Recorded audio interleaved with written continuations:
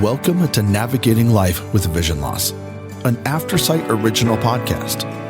In each episode, we share stories, insights, and practical advice to help you navigate the journey of living with low vision or blindness.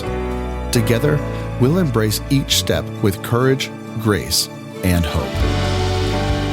Hello, this is Kim Wardlow. I'm your host for Navigating Life with Vision Loss. We are wrapping up our series on safety. So for the last several weeks, we've talked about all kinds of safety, everything from your personal physical safety to emotional safety, cyber security, financial safety, safety in your home, all different types of safety, developing a safety network. So today we're going to wrap up the series, and I'm happy to be joined by my coworker and fellow podcast host, Penn Street, who is the co-host of The Blind Chick. Thanks, Kim. I'm looking forward to this. Yeah. So we thought that we would end this series with talking about some of the questions and comments that we've received about the series. And so I am sighted. So Penn is blind. So I felt like it was important to have someone available to help answer these questions who is blind. So we're going to just get started and dive right in. But before we do, it is Colorado Gives Day today, yes. And I know Penn is heavily into that because she is our development director. But if you haven't already, please go to coloradogives.org and you can search for Aftersight and give a donation. That helps to keep all of our podcasts, both the originals and the audio editions that are read by our volunteers. It helps us keep everything that we're doing going. And so we would greatly appreciate your donating to us this Colorado Gives Day. Yeah, and even if you can only give $5 is so helpful because somebody else can give $5, somebody else can give $5. It all adds up quickly. So we appreciate every dollar. Definitely. So we're going to start with a comment, really, that we received. It's more of a comment than a question that came from Beth from Virginia. She says, "Hi, guys. I'm listening to the podcast, which discusses travel and some sighted families and friends' opinions regarding travel with a blind person. I have had a similar experience as the lady you particularly mentioned, although with different details. I wanted to comment that even for the able-bodied, none of us can do anything we set our minds to, for so many and varied personal reasons concerning such details as talents, abilities, and prior life events. I do not travel alone and do not want to. Out of great fear, anxiety, and lack of spatial ability, I finally got the courage to say I get lost daily in my house. I never even told my parents about this lifelong occurrence, believing I would be shamed for it. Mm-hmm. I have always had several lifelong prematurity follow-up conditions, none of which were realized back then, including symptoms of autism spectrum disorder. Resilience cannot be grabbed out of a snack bag, and not everyone is able to surmount emotions so strong that they cause digestive distress." Beth. So I wanted to definitely acknowledge that she's correct. Everyone has to choose for themselves what they want to do. We're always trying to help people know that there are ways to do things independently, but that certainly doesn't mean that everyone wants to do all those things. You might not want to ski. You might not want to travel alone. There's all these different things. So there are definitely options, but I think we don't often say that in our podcast. So I don't know, Penn, just based on your experience too, if you want to comment on that. Yeah, I'm really, really glad Beth brought this up. Beth, I've never met you, but I really respect where you're coming from because I actually probably feel like there's more people like you in this world than there are like the Eric Wymeers who summit Mount Everest, right? We all have our goals in this life. And I think most of us want to make an effort to push maybe just a little bit beyond what we think might be possible. But that could be as simple as getting to the mailbox for the first time with your white cane. Like it doesn't, I think a lot of times you're right, Kim. I think on these podcasts, we do talk about these heroic, accomplishments more so than some of the ones that are smaller but are just as heroic. And I have to say, I am a blind traveler. I love to travel. However, rarely travel alone. And it's not because I don't want to or I don't think I can. It's just I'm married or I have coworkers with me. I feel joy in both traveling alone or doing things on my own as well as doing them with others. But I know plenty of my sighted friends that and that are completely able-bodied. They have no physical ailments whatsoever, no mental blocks, nothing like that. And they don't travel alone because they don't like it. So just because you have a disability doesn't make you superhuman and that you should do things a certain way. We are all individuals and live on this giant spectrum of disabilities. Many of us have multiple disabilities. Yes, I'm totally blind in my right eye. I have very little in my left eye, but that is not what I consider my disability. My heart issues and my lung issues, I feel, are way harder for me to deal with than my vision. So I love your honesty here because I do think that this comment is going to resonate with way more people than we're going to discover. Yes, and I agree. Like even small steps are accomplishments. Yes. If you're learning something new or trying something new, but definitely everything is a personal choice Yes. of what folks are interested in doing. So, yeah. Our next question comes from Maria. She says, "Good morning, Kim. My name is Maria, and I've been a listener of the show for a while now. I was listening to the episode where you and Joe talked about building a safety network. I live in a small suburb, and while my neighbors are super supportive, they sometimes aren't sure how to help me. I'd love any advice on how to get them more comfortably involved in my life. Thanks so much for the wonderful insights." So that was just our last episode that Joe Storche was talking about building your safety network and folks around you. And we did talk about how when he moved, they kind of rebuilt their safety network. And he talked a bit about people not always knowing, how best to help. What advice would you give Maria in that type of situation where she's on friendly terms with her neighbors, and it's not that they want to be supportive of her, but they probably don't want to be invading her space, or it's good if they're not assuming that she can't do things Right. and just grabbing onto her or whatever it might be. Yeah.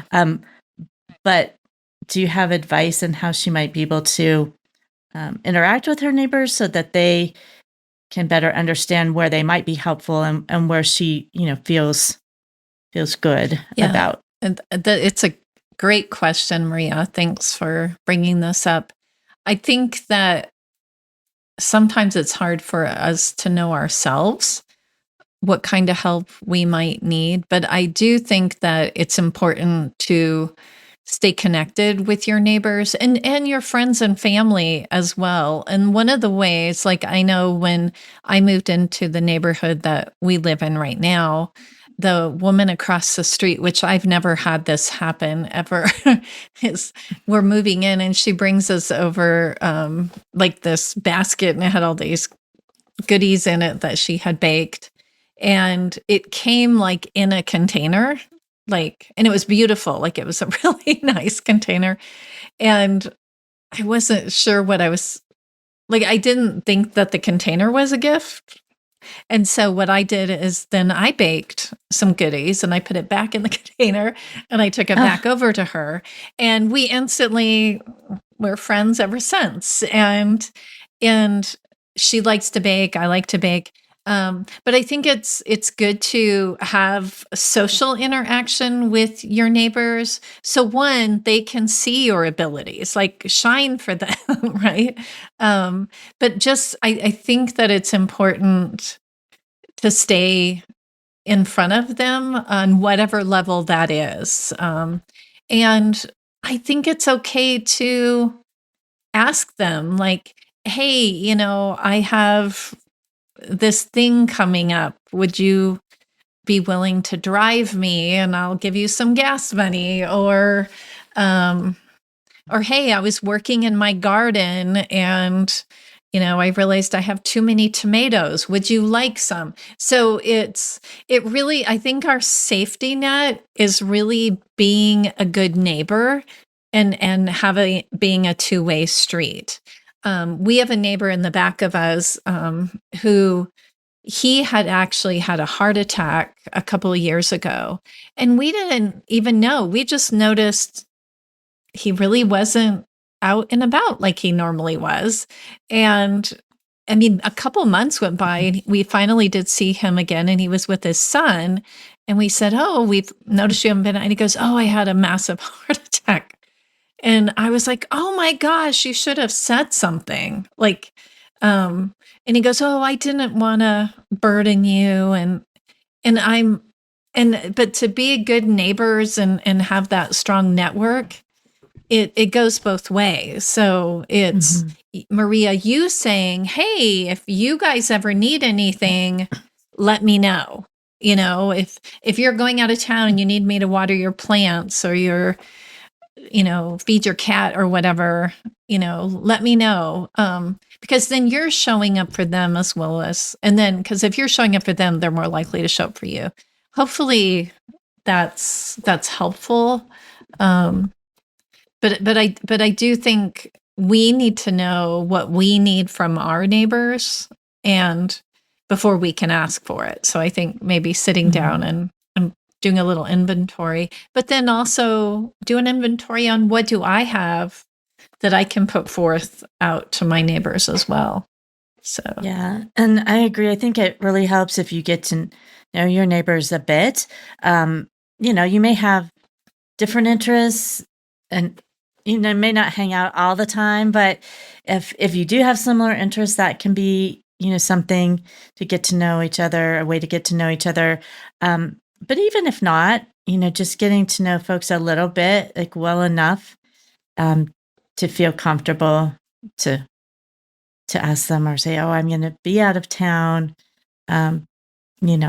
Just so if you see somebody around the house, if you have somebody coming in, so they know the person's not breaking in. But if you don't have somebody coming in, that they would know that perhaps something is amiss. So just different things. I know I've done that with my neighbors, and I feel like I could do a little bit more of that with a larger number of neighbors, not necessarily the whole neighborhood, but with a few more that are right around me on my block, just so we can kind of look out for each other. Well, and I think too, to start that conversation, like, of if there is an emergency, like a storm or a fire, whatever, does the neighborhood have any kind of policy? Like, your neighborhood might have something and you don't even know about it.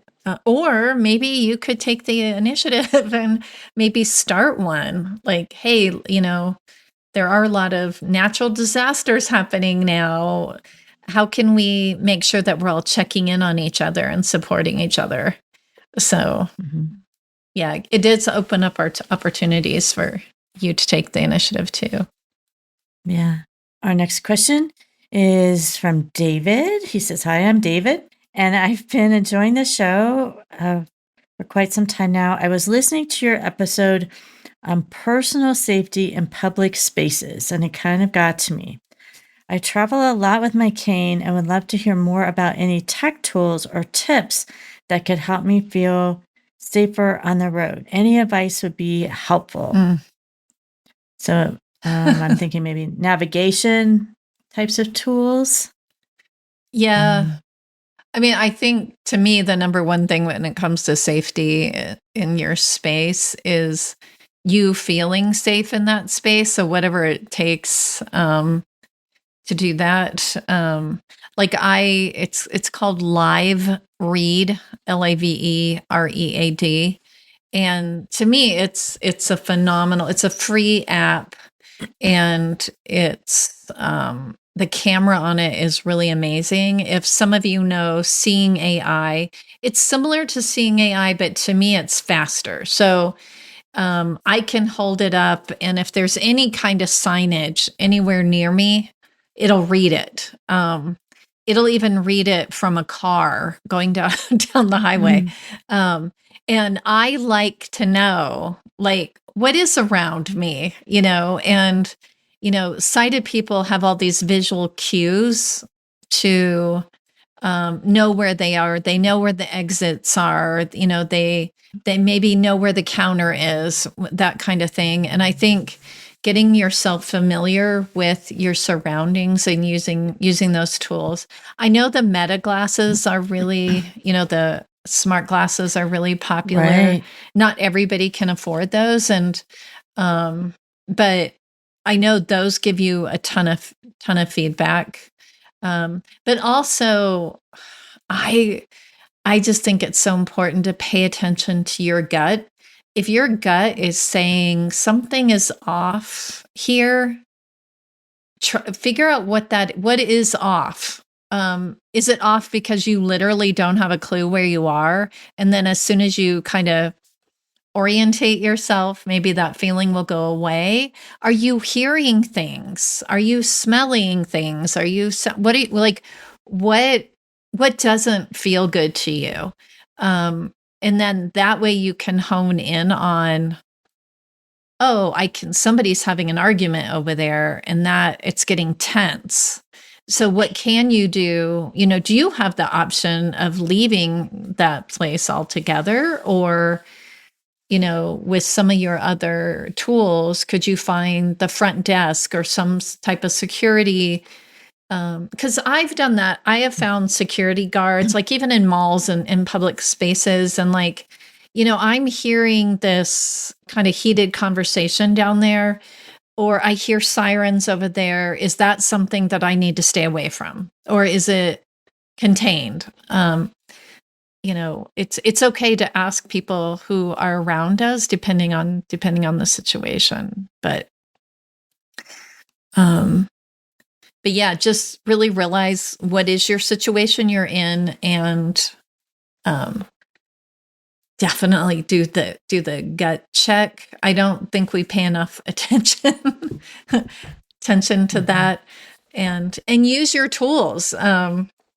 If you're using a white cane, you make sure you feel around you. Like, are there any steps? Is there, what is actually around me?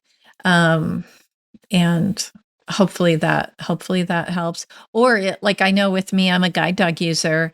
And if my guide dog is chill, pretty relaxed, I trust that, because the dogs pick up on that negative energy way faster than humans do.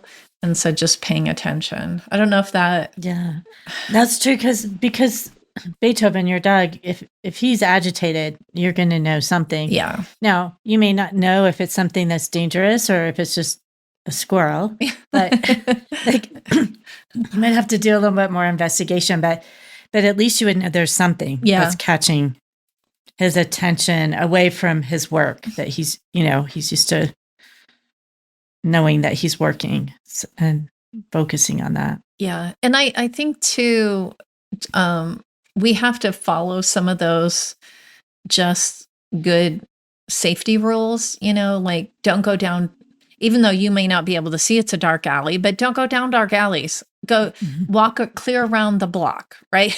Like, Right.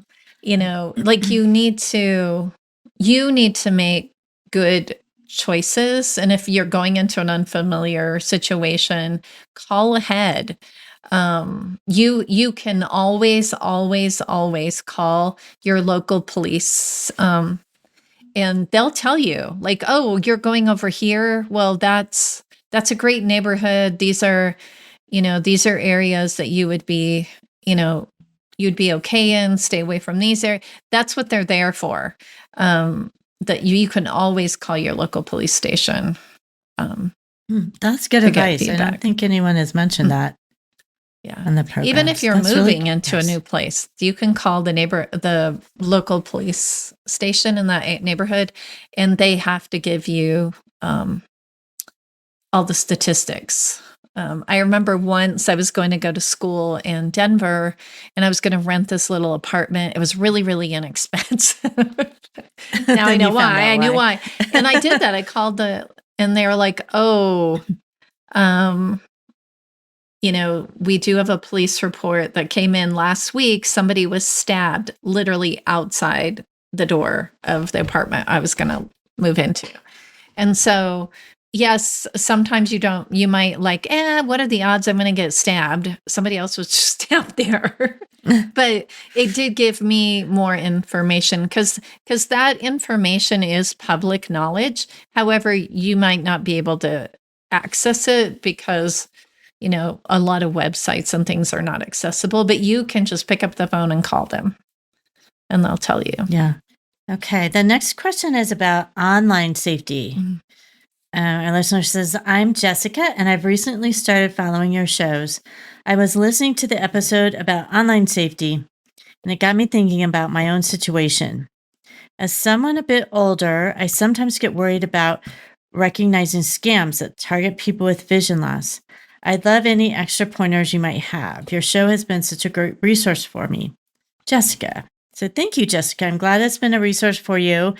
And I think, yes, I see your point about being worried about scams that may target people with vision loss, but I would also say that scammers tend to target folks, older adults, as people age. I feel like they're targeted more often because scammers see people as they age as being more frail and more uncertain, and that may be true in some cases, but it's not true in every case. But it's always good to be thinking about your situation and being aware of the scams that are out there. I think we've all experienced some of that, getting phishing emails and, different scams or pop-ups if you're online saying, click here. Yeah. We need to do a security check on your computer, trying to get access to your computer, those kinds of things. Penn, have you experienced any of those things or have talked to people who have? Yeah. I mean, well, even at work, my email had gotten hacked, and we have a ton of cybersecurity on our computers, and somebody got into my email, and it was really crazy. And it makes you feel vulnerable. But I've definitely, to me, I get things all the time in my personal emails. I get phone calls, and it can be anything from, I'm a realtor and we have somebody that's really interested in purchasing your home. And they try to get let me, if you can just give me a few pieces of information, I can move forward so you can at least see what the offer would be. Right. And if I'm going to sell my home, I'm going to call my realtor. Right. And I'm not going to take it from somebody who's either showed up at my door, because I've done that, but there's so much out there. Unfortunately, the way I look at it is I almost take it for granted that it's a scam up front just because, and I approach it that way, which is probably not the right way to look at it. But even my husband's older than me, and he's had some incidences that luckily it was just a few $100s that we lost, not thousands or tens of thousands that I've heard about. But it's just, we just cannot be giving out our personal information to anybody. And it's just, unfortunately, it's just the world that we live in. And I agree with you. I don't think it's just people who are blind or low vision. It's seniors. That they've shown that women are getting scammed more than men, of all ages, not just, so it's, unfortunately, it's just kind of the world that we live in. But you can report, especially like when I get text messages, it's obviously from some kind of spam, or as you just type stop, STOP, text it back to them, and they are legally supposed to stop. Like, they're supposed to take you off of their list. But for people that are legitimate, doing it for criminal intent, are not going to stop. So if you get more emails like that are even threatening, you can call the police. And unfortunately, the police can't do a lot because a lot of these scams are from outside the United States. But what the police do is they do notify the scammers that the police are now involved. And so, it kind of puts up that little bit extra barrier for you. There are things you can do on your phone so that you can only get messages and phone calls that come through of people who are in your contact list. So and which I'm sure you might have gone through some of those things, but it's just, be careful, do your due diligence. And it's kind of that thing, trust your gut. If this is like, oh, this sounds really too good to be true, it probably is. Yeah, probably is. And I think I'm similar in that my husband is older than me, and even though he is generally really good about identifying scams, he has been caught where he's online and it's popped up like, you're being hacked, we need to get in. Well, there are the hackers trying to get in, right? But they make it look like they're Microsoft trying to keep you from being hacked. And I know he clicked on that once, and as soon as he did it, he's like, oh no, I shouldn't have clicked on that. And he just shut his computer down. I don't know if that totally stopped them, but it seemed to. But yeah, you just have to be careful. And I think also, if you are online, you can go to your district attorney's office. They usually have a division that is looking at scams, and frequently will put up a report of like the new scams or what they're seeing frequently, so that you can be familiar with what's out there. And if something new is happening that you haven't heard of before, you can be aware. And I think just that awareness can really be helpful. And like you, Penn, I err on the side of caution. It's like somebody might be offended, or paranoia. I don't know. I don't know which, if they're a scammer, but you should be able to, if it's legitimate, you should be able to call that company or that organization, and contact them directly to find out, is this an actual offer? Does this person work for you? If it just seems questionable. So and if you do get scammed, please report it. Because that's what's happening too a lot too, is people are embarrassed and they don't want to report it. don't be embarrassed. I don't know what the statistic, but there's thousands and thousands of people that are getting scammed out there that are not blind, that are not older, Yeah. and that. And the scammers get really good at what they're Yes. doing. Like they learn, they're learning what doesn't work. Well, then they adjust. Yeah. And I think with technology, emails you get can look so real. Yeah. All those things, they've gotten really good at making it look like something's legitimate when it's not. And especially like on social media, like I go on social media because it's fun, like, looking at the different things or interacting with people that have similar likes to me or whatever. But scammers are even using that, right? They come on and they feed off of your friendship and your heart, and then all of a sudden you find yourself, this person you thought was a friend is now asking you for money because their grandmother's sick or their wife has cancer, but it's awful, absolutely awful.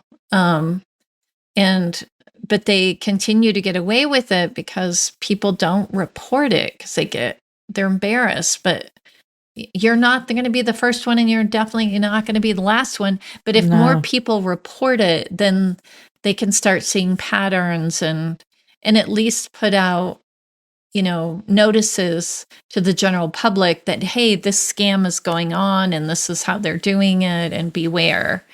So, yeah. Thanks for the question, Jessica. And I think you're on the right track, just being aware that you need to be on the lookout for things. Absolutely. The last question that we have time for today is from Sam. He says, "Hey, Kim, I'm Sam. I've been a listener for a while. Your recent episode on home safety was great. Mm-hmm. I live by myself, and I am looking for practical, budget-friendly ways to make my apartment safer and more accessible. I really appreciate the personal stories. Thanks for all that you do."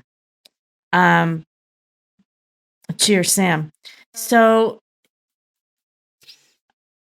I know, Penn, I know in your own home, you have some things that are smart, and you can turn on lights, you can turn on lots of things. So I know there's both, right? There's things that are low tech and so very budget friendly.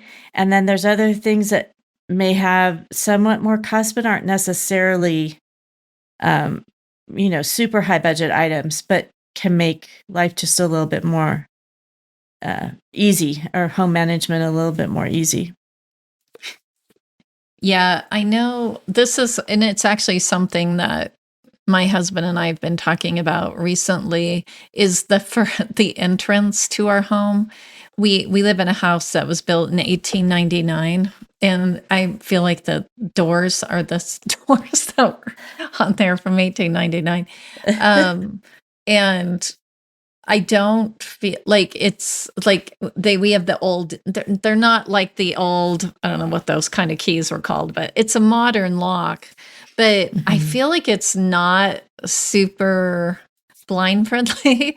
And we've actually been talking about what it would take to put like a more efficient or blind friendly lock on the front and back door.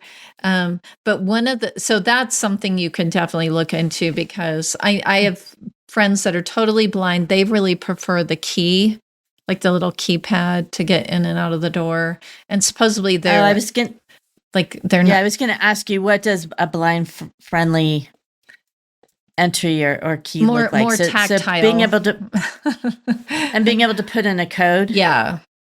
Is what I would like to do, but my husband aesthetically doesn't like the keypad.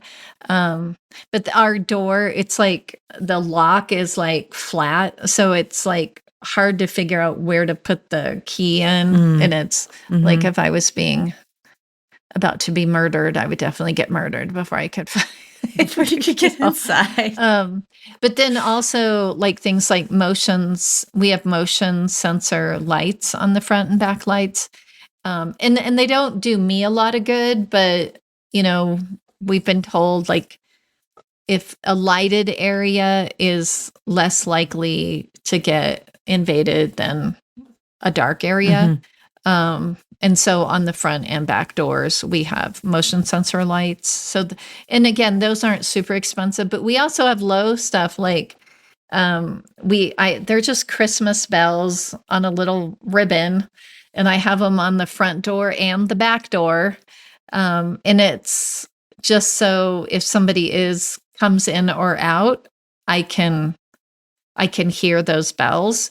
And then also if somebody's trying to open the door and they don't have a key and they, rattle, I can hear those bells over the door rattling. And those are very inexpensive.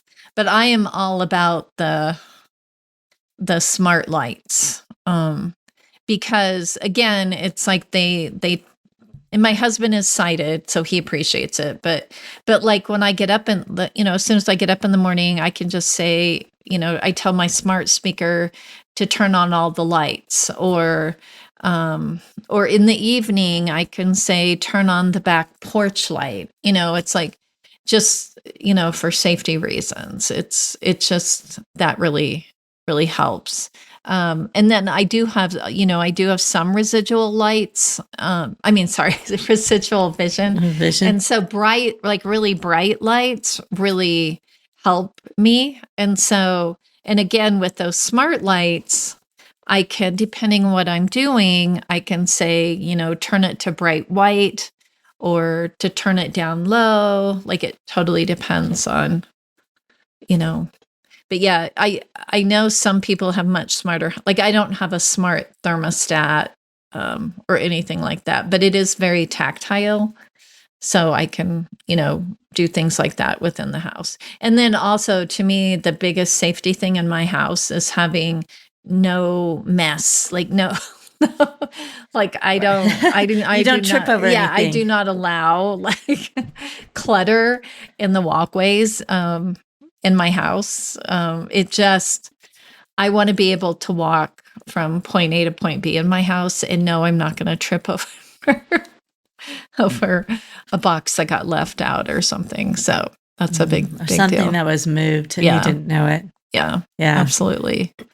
But I think lighting is huge in my house, and lack of clutter, is definitely a big deal.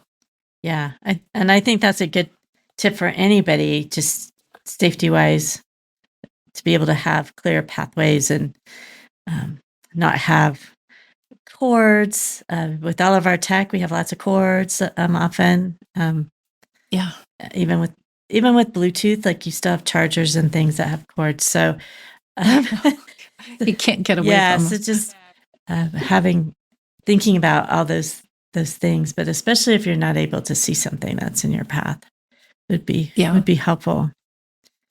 Well, those are all the questions I have. And thanks for joining me. Do you have any final thoughts for our listeners, especially as we're wrapping up the safety series? No, I just really appreciate this series because it does affect us, every aspect of our world. And I am speaking for myself, but I hang out with a lot of blind people too. And it can be really scary out there. And so I really, really appreciate you bringing up this topic and bringing on all these people that have given some really amazing stories and advice and things for us to think about. I really, really appreciate it, Kim. Oh, thanks. Well, hopefully everyone has found this to be helpful. Definitely check out, if you haven't already, check out Pen's podcast. She and her husband Moses co-host The Blind Chick, and Pen is the Blind Chick. You may have seen the moniker on social media, but she interviews folks who have vision loss, who are blind, and all different walks of life, doing all different things. But I think it's our most fun and inspirational show, just to find out what other people are doing, and whether it's something you want to do or maybe you don't, but it's just fun to hear about other people, Yeah. Athletes, and different things of what they're doing and what they're accomplishing with their vision loss. We also have Blind Sight, which is our mental health podcast. Blind Level Tech, if you're interested in technology, that's a great podcast. And then our emergency preparedness podcast is Code Orange. So check those out. As I mentioned at the top of the program, it's Colorado Gives Day. And I know Yay. nonprofits across the state, it's been a hard year. And so all of us here at Aftersight especially appreciate your going online to coloradogives.org, searching for Aftersight and any of your other favorite nonprofits, giving, even if it's a small donation, just giving a donation to help those programs continue. So thank you for doing that. And as always, we hope the information that you've learned today and throughout our whole safety series helps you navigate your life with vision loss.